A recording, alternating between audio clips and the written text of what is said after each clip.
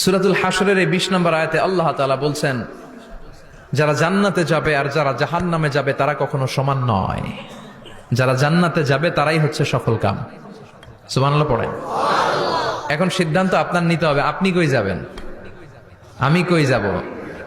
আল্লাহ তো বলে দিলেন, the people of heaven and the people of hellfire are not equal. The people of heaven gained the ultimate success.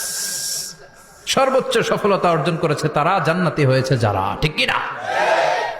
সফলতার মানদণ্ড আল্লাহ কোরআনে অনেকগুলো দিয়েছেন। কোথাও বলেছেন, قد أفلح المؤمنون الذين هم في صلاتهم خاشعون। সফল হয়েছে তারা, ঈমান এনেছে যারা।